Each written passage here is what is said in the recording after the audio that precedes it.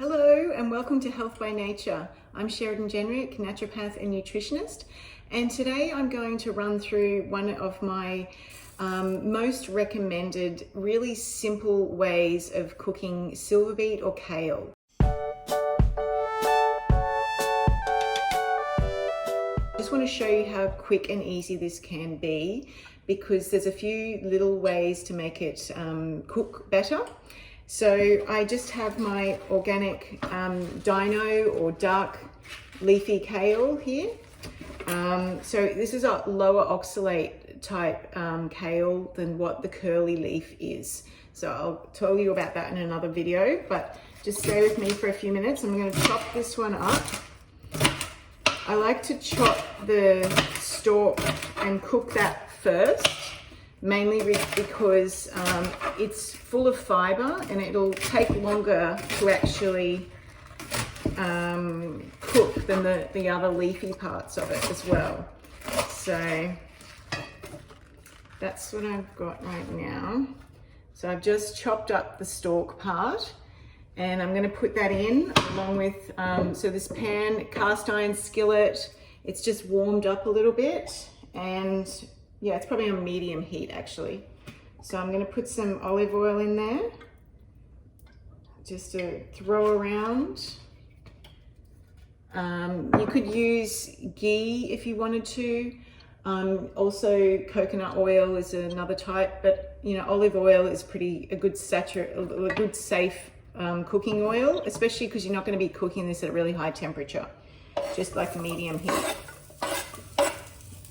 I get asked by patients a lot of times, you know, why you can't cook with olive oil. They've heard that, but it's still fine at a medium heat. Now, what I'm going to do is grab the lid. If you've got a lid for your fry pan, it's a very, very good way to make sure it cooks evenly. And I've been to friends' places before where they have, you know, tried to cook things and it burns underneath or it doesn't cook all the way through. So yeah, little tip, just leave the lid on. And while that is starting to get underway, I'm going to chop the rest of the leafy bits up, and there's less stalk on those, so they'll cook quicker. Okay.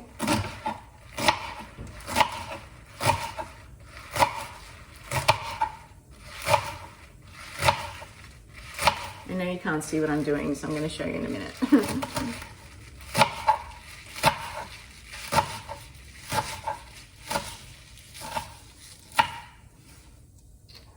All right, there we go. So that's the rest of the leafy part of the kale chopped up. This could be for like 2 or 3 people, or if you're a single person and you want to cook all this up and just leave it for a day or two, so it's all ready to go and you've just got to get your protein out and add some nice veggies to it, well then that's totally fine too. This is going to be a few minutes, so I'll come back to you in just a minute. This has just been a few minutes. Okay, so you really want to make sure that, depending on how long you want to cook it for, I like it still a little bit firm. So just, yeah, don't, now's a good time. Wait until it sort of goes a little bit brown. You could add shallots or red onion and cook that first if you wanted as well. But just stick the rest of the leafy in and it'll just be another couple more minutes like that.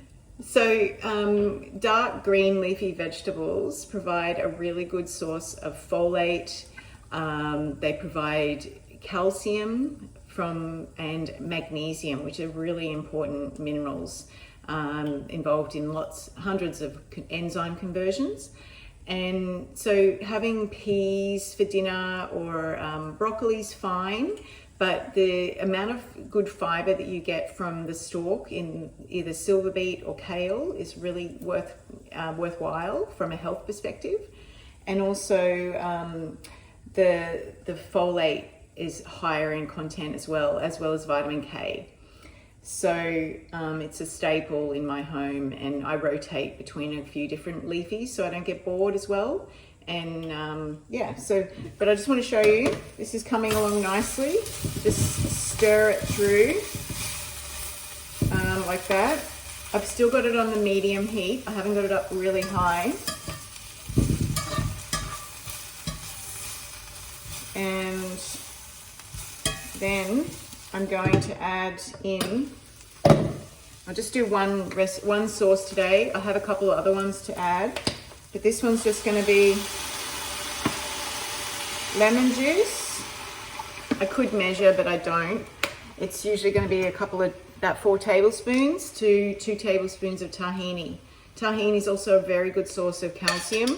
So people that are on non-dairy diets, they don't really, you can actually get away with plenty of regular tahini and salmon bones as a source of calcium.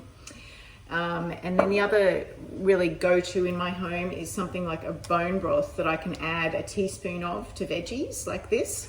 And it's really quick to make dinner.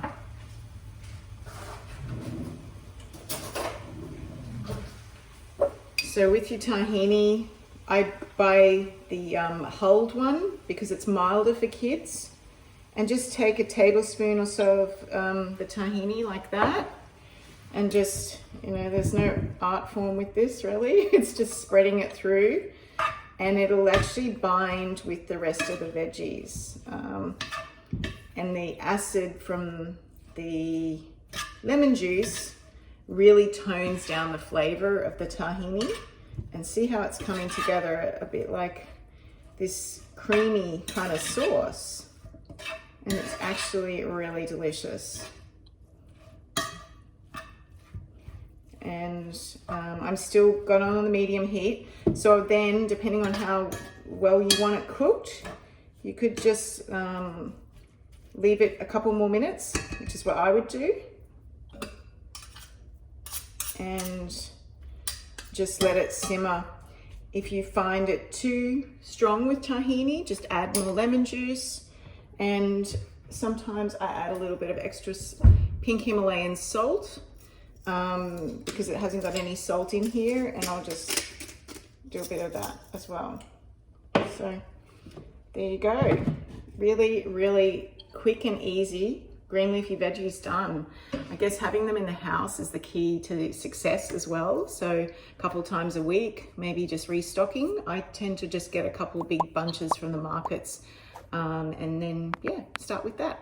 So good luck and thank you for watching. I'll see you again soon.